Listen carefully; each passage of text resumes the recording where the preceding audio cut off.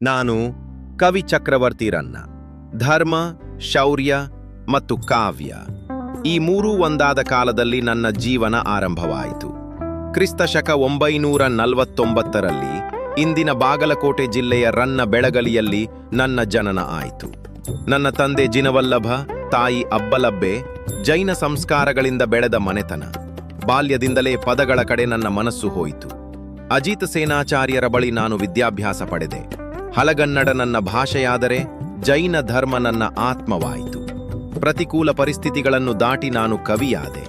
ಶ್ರವಣ ಬೆಳಗೊಳದ ಜ್ಞಾನ ವಾತಾವರಣ ಮತ್ತು ಚಾವುಂಡರಾಯನ ಆಶ್ರಯ ನನ್ನ ಪ್ರತಿಭೆಗೆ ದಿಕ್ಕು ನೀಡಿತು. ನಂತರ ಚಾಲುಕ್ಯ ಚಕ್ರವರ್ತಿ ತೈಲಪ ಮತ್ತು ಅವನ ಪುತ್ರ ಸತ್ಯಾಶ್ರಯ ಇರಿವ ಬೆಡಂಗ ಇವರ ಆಸ್ಥಾನದಲ್ಲಿ ನಾನು ಕಾವ್ಯ ರಚಿಸಿದೆ.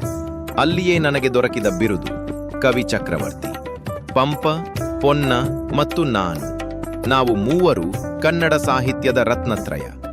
ಶಕ್ತಿಯ ಕವಿ ಎಂದೇ ನಾನು ಖ್ಯಾತನಾದೆ.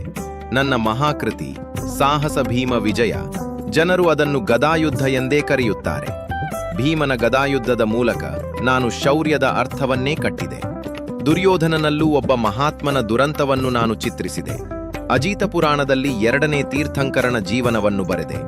ರನ್ನಕಂದ ಮೂಲಕ ಕನ್ನಡಕ್ಕೆ ಮೊದಲ ನಿಘಂಟನ್ನು ನೀಡಿದೆ. ಪರಶುರಾಮ ಚರಿತೆ, ಚಕ್ರೇಶ್ವರ ಚರಿತೆ ಕಾಲಕ್ಕೆ ಕಳೆದು ಹೋದರೂ ನನ್ನ ಕಾವ್ಯ ಚಿಂತನೆ ಉಳಿಯಿತು. ನನಗೆ ಕವಿರತ್ನ, ಕವಿ ಚಕ್ರವರ್ತಿ, ಕವಿರಾಜಶೇಖರ, ಉಭಯ ಕವಿ ಎಂಬ ಅನೇಕ ಬಿರುದುಗಳು ದೊರಕಿದವು.